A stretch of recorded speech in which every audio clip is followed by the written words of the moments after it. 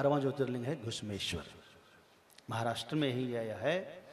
और हाँ, यहाँ जो है एक देवगिरी पर्वत के निकट में सुधर्मा नाम की अत्यंत तेजस्वी युवा ब्राह्मण है। इनकी पत्नी का नाम है सुदेहा। लेकिन सुदेहा को कोई पुत्र नहीं हुआ तो अपनी छोटी बहन घूष्मा के साथ विवाह करा दिया, अपने ही पति के साथ, कि आप कर लीजिए ताकि वंश तो आगे बढ़े, पुत्र तो हो जाए।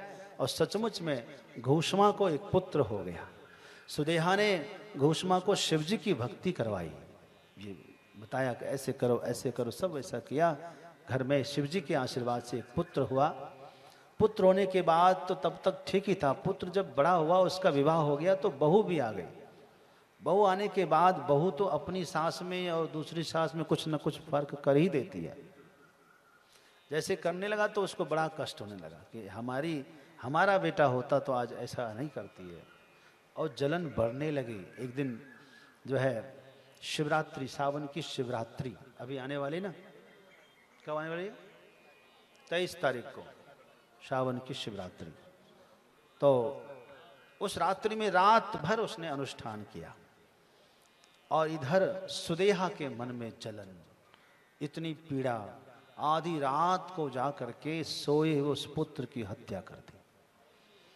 ना केवल हत्या किया, उसको बोरी में भरकर उसी तालाब में, उसी सरोवर में फेंक दिया, जिस सरोवर के किनारे तट पर बैठकर घूष्मा अपने पति सुधर्मा के साथ में अभिषेक कर रही थी।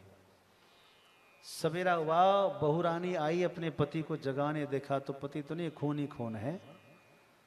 बहुत विचलित हुई, भाग करके जाकर सुदेहा घूष्मा को, अपनी सासू को कान में कहा कि अनर्थ हो गया, अनर्थ हो गया, आपके पुत्र को किसी ने मार दिया, मार करके पता नहीं कहाँ फेंक दिया, टुकड़े टुकड़े कुछ खून ऊन के वहां गिरे हैं।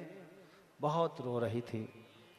घूष्मा ने सोचा कि पूजा, अंतिम प्रहर का पूजा हो रही है, अब आरती खाली करना बाकी है।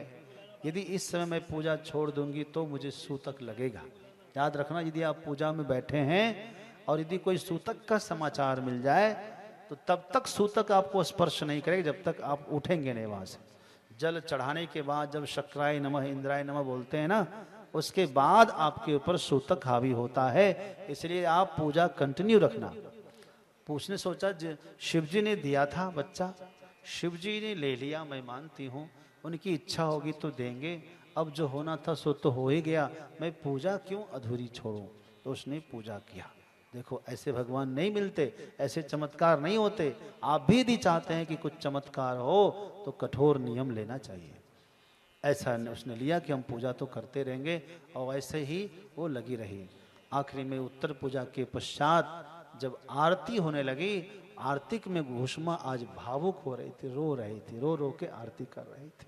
ओम जय शिव ओमकारा करते करते रो रही थी। इतने में महादेव उसी के पुत्र को गोद में लेकर के वहीं प्रकट हो गए सामने से।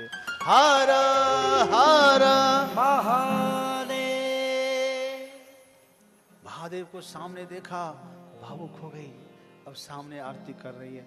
महादेव ने कहा, घूष्मा तुम्हारी आरती पूरा हो गई, लो ये मैं तुम्हारा पुत्र वापस तुम्हें देने के लिए आया हूँ। तुम्हारी पूजा से मैं बहुत प्रसन्न हूँ, तुम्हारी दृढ़ भक्ति। सोचो, यदि वो पूजा छोड़ देती तो पुत्र वापस मिलता।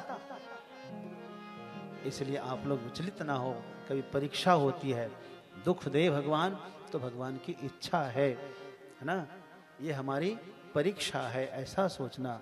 और यदि सुख दे भगवान तो भगवान की कृपा है, यह समझ करके संतुष्ट रहना, शांत रहना। दोनों हाल में आप प्रसन्न रहेंगे, है ना। इस प्रकार जो है घूष्मा के कहने पर भगवान 12वें ज्योतिर्लिंग के रूप में घुश्मेश्वर के रूप में विराजते हैं। बोलिए घुश्मेश्वर भगवान की जय हो।